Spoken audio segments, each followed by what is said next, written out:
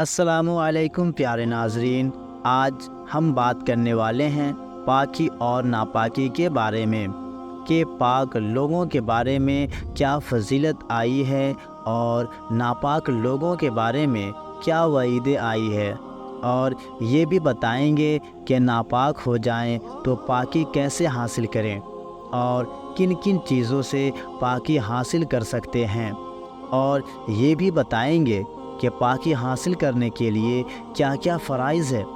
تو ہم پہلے آپ کو بتا دیں پاک لوگوں کی فضیلت کے بارے میں کہ اللہ تعالیٰ قرآن میں فرماتا ہے اللہ یحب المتطہرین، یعنی اللہ پاک لوگوں کو محبوب رکھتا ہے۔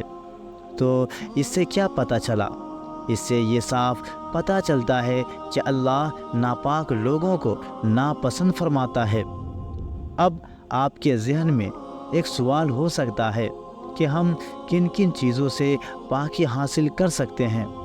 تو پہلی چیز پانی ہے، اور پانی بھی ایسا ہو جس میں کسی قسم کی گندگی یا نجاست نہ ہو، اور دوسری چیز مٹی ہے، جبکہ پانی موجود نہ ہو، یا آپ کے پاس پانی تو موجود ہو لیکن آپ بیمار ہونے کی وجہ سے پانی کا استعمال آپ کے لیے نقصان دہ ہو، تب آپ پاکی حاصل کرنے کے لیے مٹی کا استعمال کر سکتے ہیں۔ لیکن مٹی سے جو پاکی حاصل کرتے ہیں اس کا طریقہ الگ ہے، اور اس طریقہ کو تیمم کہتے ہیں۔ فی الحال ہم بات کریں گے پانی سے پاکی حاصل کرنے کے بارے میں، یعنی غسل کے بارے میں۔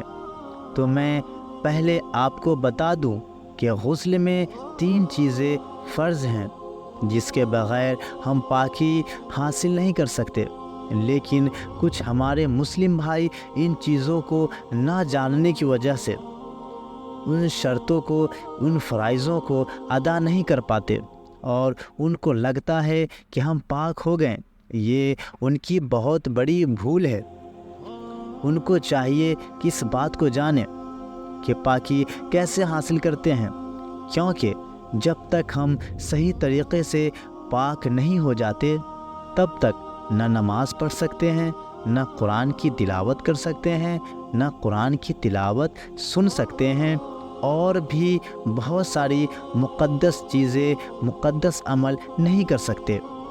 اور جو ناپاک رہتا ہے اس پر رحمت الہی نہیں ہوتی، اور جہاں ہوتا ہے اس جگہ بھی رحمت کے فرشتے نہیں آتے۔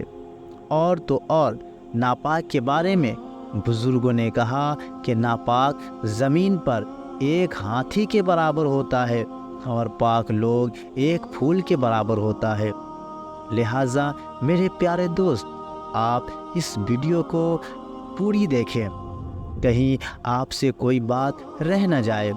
تو میں بتا دوں کہ غسل میں 3 چیزیں فرض ہیں۔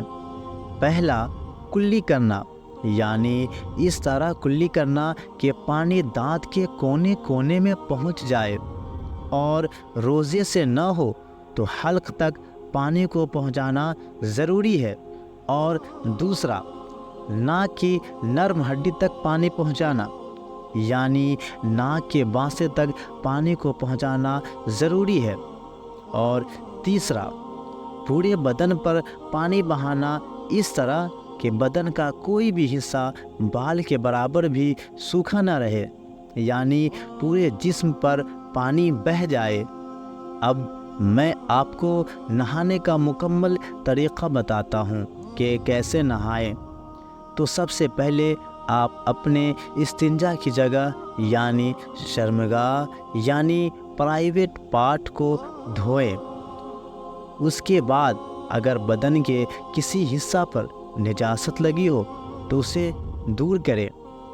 اس کے بعد جس طرح نماز کے لیے وضو کرتے ہیں اس طرح وضو کریں، یعنی پہلے دونوں ہاتھ گھٹنوں تک 3 مرتبہ دھوئیں، پھر کلی کریں۔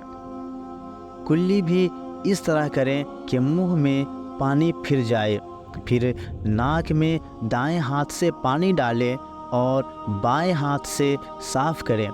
اس طرح کہ اندر کی رطوبت باہر آ جائے، اور اپنے ہاتھ کی چھنگلیاں یعنی بائیں ہاتھ کی چھنگلیاں کو ناک کے اندر گھمائیں کہ اندر ناک کے اچھی طرح صاف ہو جائے، اور خاص کر کے یہ بات یاد رہے کہ ناک کی نرم ہڈی یعنی بانسا تک پانی پہنچائیں، تبھی آپ کا فرائض غسل ادا ہو پائے گا۔ اس کے بعد 3 بار چہرہ دھوئیں، پھر دونوں ہاتھ کہنیوں تک 3 بار دھوئیں، پھر چوتھائی سر کا مسح کریں، پھر آپ اپنے پاؤں کو دھو لیں جب کہ پیر کے پاس پانی نہ رکتا ہو۔ یہ سب کرنے کے بعد پانی ہاتھ میں لے اور تیل کی طرح پورے بدن پر چپڑ لے یعنی مل لے۔ اس کے بعد 3 بار دائیں کاندھے پر، پھر 3 بار بائیں کاندھے پر پانی بہائیں۔ اس کے بعد سر پہ پانی ڈالیں، اس کے بعد میل چھڑائیں، صابن لگائیں، پھر پانی بدن پر اس طرح ڈالیں کہ میل اور صابن کا پھین دور ہو جائے۔ تو یہ رہا نہانے کا مکمل طریقہ جو آپ کے سامنے پیش کیا گیا۔ اگر کوئی بات سمجھ نہ آئی ہو تو کومنٹ کریں، آپ کی بات پھر سے بتائی جائے گی۔ تب تک کے لیے اللہ حافظ۔